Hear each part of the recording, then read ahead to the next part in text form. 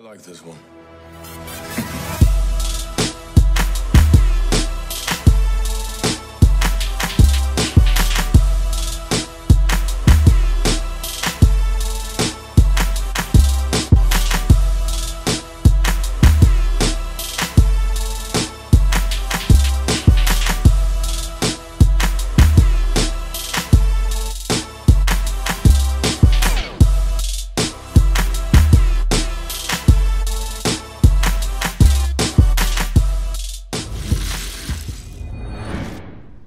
Welcome to the Gaming Pulpit. This is your host, JD. We have a lot to talk about. We gotta stuff it into this fucking 10-minute video. So, the first thing I actually want to say is that last week or last episode, we talked about how, streaming services are not the thing. It really isn't the thing. And I want to talk about a few things here. And then last but not least, I want to talk about some things that I heard about Stranding, which I have, like a little screenshot here. First and foremost, the thing I want to talk about is actually Microsoft. Everybody's been talking about it so far in their sales. So that's what I want to really talk about. I also want to talk about the importance of quality games and how that could drive sales for your for any service, basically. And then I guess in my boredom, I've looked at some things regarding Half-Life. Sometimes I'll take a shower and I'll let YouTube play and stuff like that, and they kind of recommended me to some things about Half-Life and the rise and fall of Half-Life, and how I kind of believe, this is my conspiracy theory thing, I kind of believe that next generation may have a Half-Life. It may, at some point they may have a Half-Life. I think Valve would probably suck it up and finally get a Half-Life. And then I'll finish up the video with the Death Stranding news. So let's get right into it, right? And we want to talk about Microsoft decline of sales. I mean, it's fucking bad. It's bad. And I mean, I don't want to be like a, like an asshole, and constantly talk about Microsoft just not doing a thing. But I mean, these numbers are pretty fucking bad. Xbox hardware revenue declined 48% due to a decrease in console sales. So I could get like 25%, but 48 have the shit that they were selling. So imagine if they were selling like 1 million units, it's 500,000. That's fucking bad. If they were selling 500,000, it's down to 250,000. You know what I mean? Their revenue declined by 10%, and that's due to the consoles not selling either. Microsoft's sales and software services declined by 3%. Once again, that's declined by the console sales. And the only positive thing was Xbox Live monthly active users grew 14%. So, you remember how everybody was complaining about Sony and how they didn't do crossplay? They were complaining about that shit so bad, but they didn't say anything about Microsoft forcing people to pay for Xbox Live for free-to-play games such as Fortnite. Fortnite is the reason why their revenue is up, or I'm sorry, Xbox Live subscriptions is up, because they have to pay for it, which is a shame. I'm like, damn. Some of this, I get that this is the end of the generation, but your whole shit dropping by 50% is, and this is not, hyperbole. It's catastrophic. You definitely don't want to be no 50%, basically. I'm like, damn. So we're not gonna dwell on that, but that's what I wanted to talk about, that specifically, and I mean, it goes to show you about Fortnite too.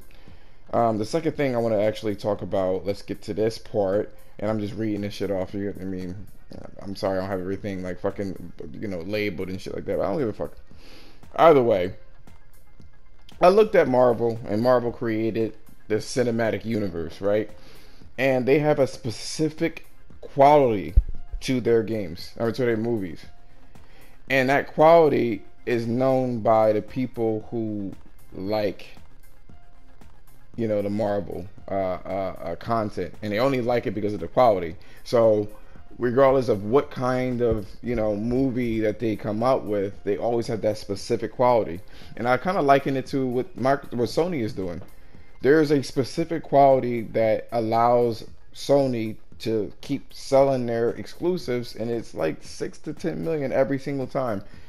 Spider-Man is the biggest selling um, superhero game of all time, and it was on one fucking platform, and it did it under a year. You know what I'm saying? So I liken Sony's exclusives to the Marvel Cinematic Universe. I mean, you have to have a certain quality. You spend money, to make money, and that's what they've been doing. They've been, they really got into it, when it came to their exclusives, because they know that exclusive content is the thing that will sell content, and it will boost your fucking, services. That's just what it is. The same thing. Well, you look at Netflix, like I was talking about last episode, and Netflix dropped because they had no content, and they raised the price. And I see, that's the trend where people. It seems like some corporations don't get it, and it's funny. I feel like some corporations do not get it. They don't get it. And it's like, how do you not get it? They always trying to find an easy way out, or a way where you don't have to spend money to make money, and it's always wrong. It's always wrong. I just don't understand it. But Sony knows. They made these incredible games. Yes, they're single player games, but they made these incredible games. The same thing with Marvel. They made like fucking $2 billion for Endgame, and it was a build up, from 10 years of movies. And that's the motto that Sony's kind of taking. They have their own little universe thing going on. But I don't want to dwell on that one. I just wanted to kind of touch upon that one. I totally forgot about putting it in the last episode. So that's that. The next thing is this. When I was looking at this video about Half-Life, it was talking about how there was a lot of internal struggle. It was a lot of internal like fighting amongst developers, and people wanted Half-Life to they wanted Half-Life to be there, and they were like, okay, so it looks like Valve isn't trying to make any kind of game that's AAA, so they left. But I feel like there's going to be a fire under Valve's ass. This is my conspiracy theory, and it's coming straight out of my ass by saying this.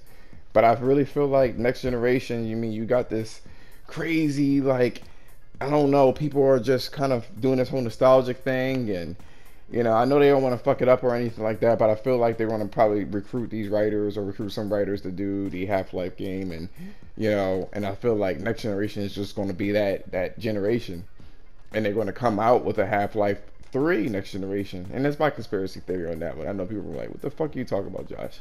But let's move on. Do you see this? Do you see this? New information about one of the actors that's in there. He's the guy that kind of looks like a geek, and he had the little thing that's on his hand, the little robot hand. Apparently, he lives in some kind of strange 25-minute loop. So we know the game is about time. We know the game is about time, and you can rewind it and pause that. But we know the game is about time. But he lives. I'm like, what is this game? What is it? What is this? It's just like, what? But they say he's in the 21-minute loop, and he's hooked to an EKG, and he has a wide collection of films and movies. I guess that's going to tie into the soundtrack to the game. You know what I'm saying? And consumable in 20-minute windows. I'm sure that has something to do with the game. Like the soundtrack and stuff like that. I'm sure it is. But more importantly, it says here. Let me just take a look here. Where the fuck did I see it at? Before this fucking video ends. When he dies, he has 3 minutes to look for his family on the other side. So we know, we knew about it going into the other side, but it's like, what the fuck is going on with this game? Um, that's the new information that I have there, and you guys can check it out on Twitter. It's always good to have Twitter. But let me know in the comments what you liked or disliked about the video, and if you liked it, a sub would be appreciated.